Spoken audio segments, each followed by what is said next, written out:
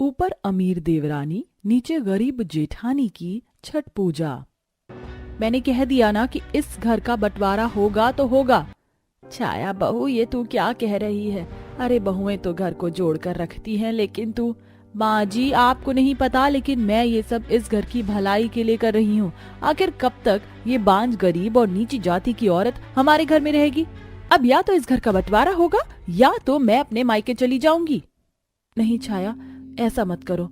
अगर तुम मायके चली गई तो लोग क्या कहेंगे? पूरे गांव भर में हमारे घर की बड़ी इज्जत है। ठीक है, मैं नहीं जाऊंगी अपने मायके, लेकिन इस घर का बंटवारा करना होगा। ठीक है बहू, तू यही चाहती है तो यही सही। मैं इस घर का बंटवारा तो कर रही हूँ, लेकिन एक बात मेरी कान खोलकर सुन ले। मैं अपनी बड़ी बहू के साथ ही रहूंगी। आज के बाद मेरा तुझसे कोई रिश्ता नाता नहीं है। अपने घर की इज्जत को बचाने के लिए ना चाहते हुए भी वंदना को अपने घर का बंटवारा करना पड़ता है। जहां घर का ऊपरी और शानदार हिस्सा घर की छोटी बहू छाया के हिस्से में आता है, वहीं घर का निचला और पुराना हिस्सा घर की बड़ी बहू कल्पना के हिस्से में आता है। माँ जी, मुझे माफ कर दीजिए। मेरी वजह से आपको इस घर का बंटवारा करना पड़ा। अगर मैं नीची जाति की ना होकर छाया की तरह अमीर घर से होती, मेरी भी कोई औलाद होती, तो आज आपको ये सब नहीं करना पड़ता। कल्पना बहू, मत रो, सब ठीक होगा। कुछ दिनों में छठ आ रहा है, इस बार तू मेरे साथ छठी मैया का व्रत रखेगी। कहते हैं अगर सच्ची भक्ति और श्रद्धा से कोई भी संतानहीन औरत ये व्रत रखती है तो उससे संतान की प्राप्ति होती है। वंदना के बड़े बेटे आलोक और कल्पना का प्रेम विवाह हुआ था। आलोक एक बड़े और अच्छे घर से था, लेकिन वहीं कल्पना एक गरीब और नीची जाति के घर से थी।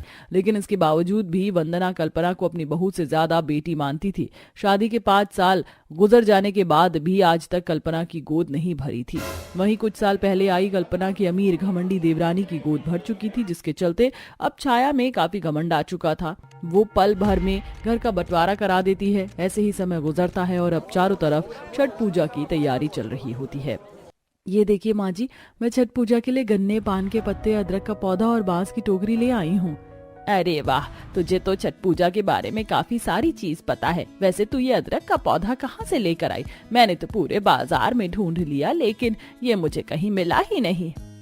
कुछ समय पहले ही मैंने अपने आंगन में अदरक का पौधा बोया था। मैं इसे वहीं से तोड़ कर ले आई हूँ। कितनी समझदार बहू है मेरी बहू। चल अब हम छठ पूजा के लिए ठेकुआ और खाजा बनाते हैं। गरीब जेठानी अपनी सास के साथ मिलकर सादगी तरीके से छठ पूजा की तैयारी कर रही होती है। दोनों सास बहू रसोई में बैठकर ठेकुआ और खाजा तैयार कर रही होती हैं कि तभी वहाँ घमंड भरे अंदाज से अमीर देवरानी छाया आती है। ओह माय गॉड, ये क्या? आप लोग ये ठेकुआ और खाजा घर में बना रहे? मैंने तो इन्हें बाहर से ऑर्डर किया है। वो क्या है ना, मेरे पास इतना पैसा है कि मुझे खुद से कुछ करने की जरूरत ही नहीं पड़ती।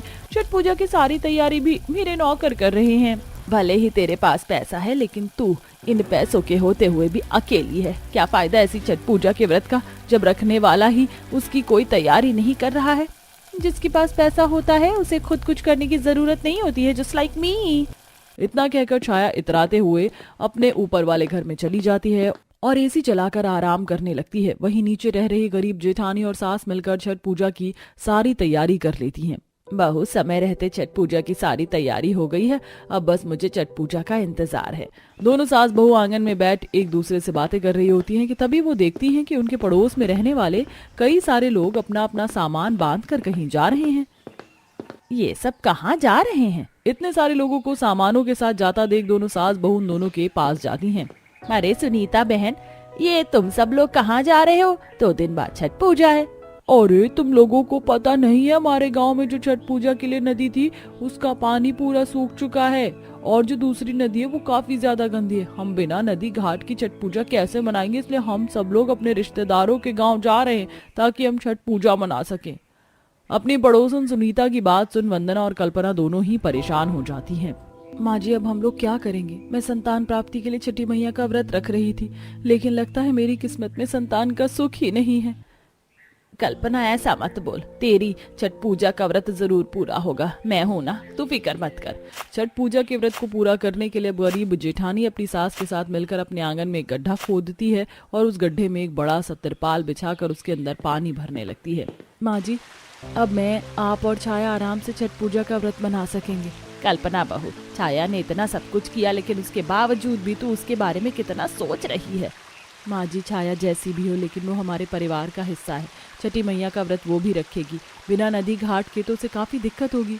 अपनी देवरानी के इतना करने के बावजूद भी गरीब जेठानी उसके लिए इतना सोच रही थी। 2 दिन की मेहनत के बाद आखिरकार कल्पना अपने आंगन में गड्ढा खोदकर उसके अंदर पानी भर देती है कि तभी छाया अपनी महंगी सी गाड़ी से उतरती है और ढेर सारी शॉपिंग के बैग के लिए घर के अंदर जाने लगती है। अच्छा हुआ तुम मुझे यहीं मिल गई। ये देखो, मैंने हम सबके लिए पानी का गड्ढा खोद दिया है। अब हम आराम से छठी मैया का व्रत कर सकते हैं। तुमने सोच भी कैसे लिया कि मैं तुम जैसी नीची, गरीब और बांझ औरत के साथ छठी मैया का व्रत करूंगी? तुम्हारी औकात तो मेरे सामने खड़े होने की भी नहीं है, तो तुम ये सब सोच भी कैसे सकती हो? कल्पना को खरी खोटी सुनाकर अमीर देवरानी अपने घर में चली जाती है और बेचारी कल्पना अपनी किस्मत को कोसते हुए छाया से कुछ नहीं कह पाती। आज छठ पूजा का पहला दिन होता है, जहाँ नीचे रह रही गरीब जेठानी सच्ची श्रद्धा और भक्ति के साथ छठी मैया का व्रत रखती है और सारी रस्मों को पूरा करती है। वहीं ऊपर रह रही अमीर छाया छठी मैया का व्रत दिखाने के लिए करती है। छाया जो कुछ भी व्रत में कर रही थी सबका वीडियो बनाती है और अपने सोशल मीडिया अकाउंट पर पोस्ट करने लगती है। अब तो मेरे फॉलोअर्स और भी ज्यादा बढ़ जाएंगे। #छठ पूजा, #भक्ति, #श्रद्धा। वीडियो पोस्ट कर छाया अपने कमरे में आ जाती है और व्रत रखते हुए भी छाया खाना खाने लगती है। ऐसे ही छठ पूजा के 3 दिन गुजरते हैं और आज छठ पूजा का आखिरी दिन होता है। गरीब जेठानी अपनी सास के साथ मिलकर अपनी बनाए हुए पानी के गड्ढे में खड़ी होकर डुबकी लगाती है और उगते हुए सूरज को पानी का अर्घ देती है। छठी मैया, मैंने पहली बार आपका व्रत रखा है। कहते हैं सच्ची भक्ति और श्रद्धा से रखे हुए व्रत को आप स्वीकार करती हैं और उनकी मनोकामना भी पूरी करती है। मेरी भी एक ही मनोकामना है कि मेरी ये सूनी गोद भर जाए। लोगों के मुंह से बांझ शब्द सुन सुन कर मैं थक चुकी हूँ। माँ, आप तो हर संतानहीन औरतों की सूनी गोद को भरती है, तो आज मेरी भी गोद को भर दीजिए। एक तरफ गरीब जेठानी नीचे छठ पूजा के व्रत को पूरा करते हुए छठी मैया से अपनी सूनी गोद को भरने की प्रार्थना कर रही होती है, वहीं ऊपर से छाया ये सब देख रही होती है।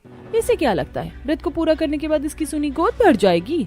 ऐसा नहीं होगा। छठी मैया, मेरी आपसे बस यही प्रार्थना है कि आप इसकी प्रार्थना को स्वीकार नहीं करेंगी और इसे जिंदगी भर बांझ रखेंगी। ये इसी लायक है।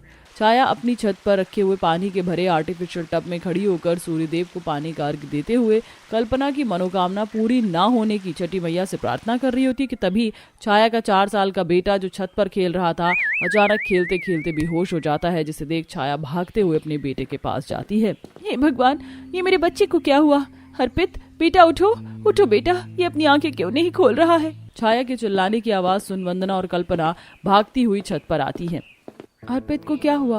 अर्पित बेटा उठो, बेटा क्या हुआ बेटा?